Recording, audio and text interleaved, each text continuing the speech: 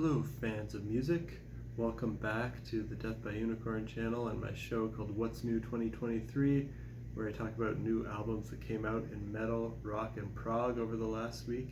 Today I'm going to talk about 7 new albums.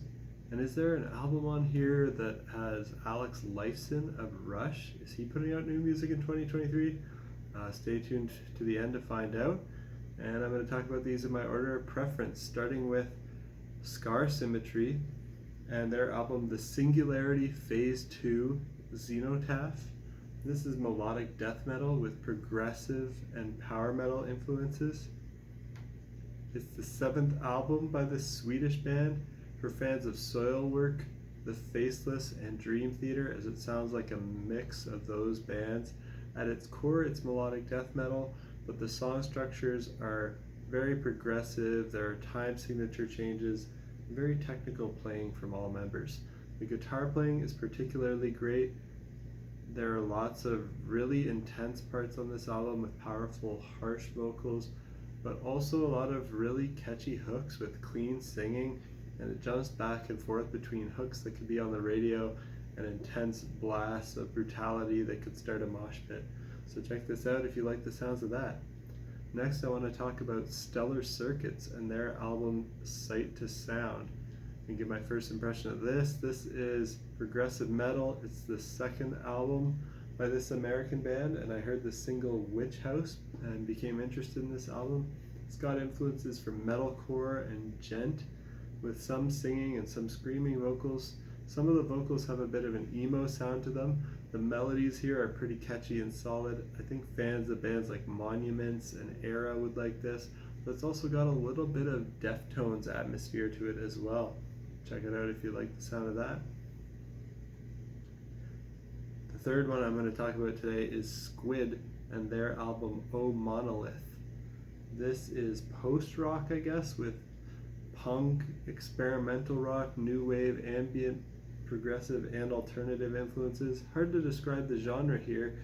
It's the 2nd album by this English band, and it's kind of weird. Maybe if you're a fan of stuff like Black Midi and Black Country New Road, you'll like this. Before I heard the whole album, I listened to the single Swing in a Dream, which is an interesting song with 7 beats per bar. They play with odd time signatures a lot throughout the album. And to me, it sounds kind of like prog rock, but like those other bands I mentioned, they have this experimental post-punk aesthetic mixed with ambience and post-rock. Rather than sounding like prog rock bands from the 70s, this sounds completely different. Speaking of prog rock bands from the 70s, next up I want to talk about Crack the Sky and their album From the Wood. This is progressive rock, but it's very bluesy. A lot of blues influences on here. It's the 20th album by this American prog rock band. They released their first album way back in 1975. They're still going strong despite taking several little multi-year breaks throughout their career. This album is done with acoustic instruments like acoustic guitars, piano, ukulele, banjo, accordion, mandolin, bass, and drums, and more. It's very blues influenced. Some songs sound like straight up blues rock tunes rather than prog rock, and they use things like the 12-bar blues chord progression. Very cool songs, even though blues isn't exactly my favorite style. These guys can really play, so their technical ability keeps things interesting, and they usually have something different and unexpected in every song to keep it from getting too samey and boring. The songs are just catchy and good and well written, so I enjoyed it.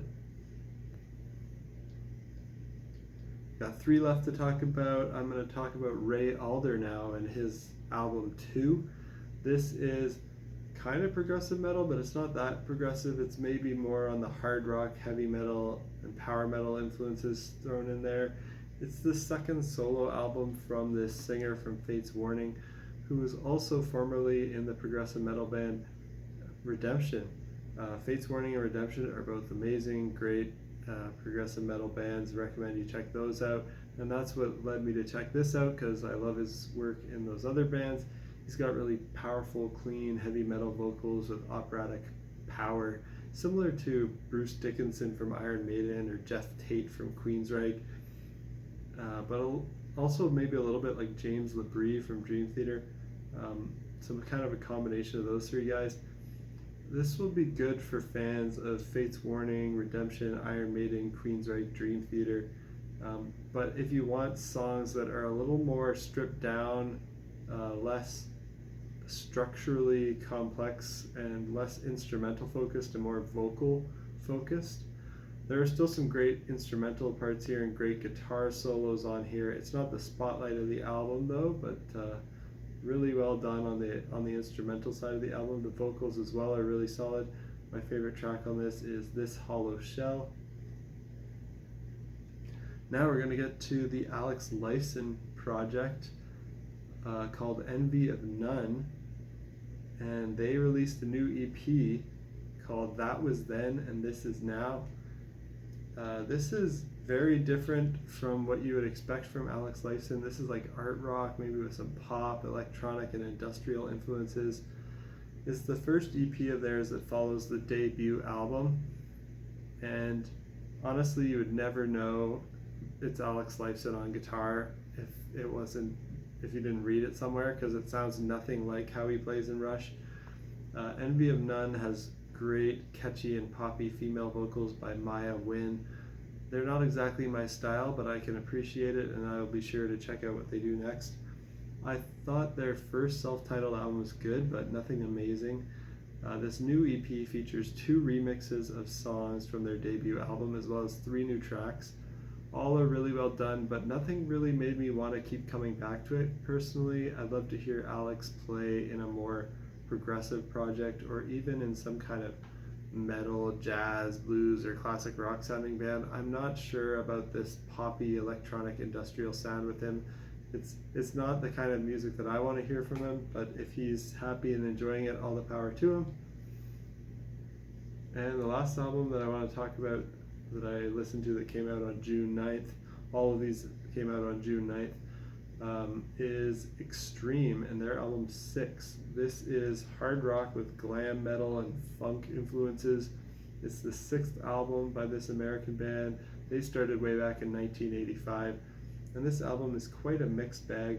Some of the songs are good, but some others are very cringeworthy and cheesy.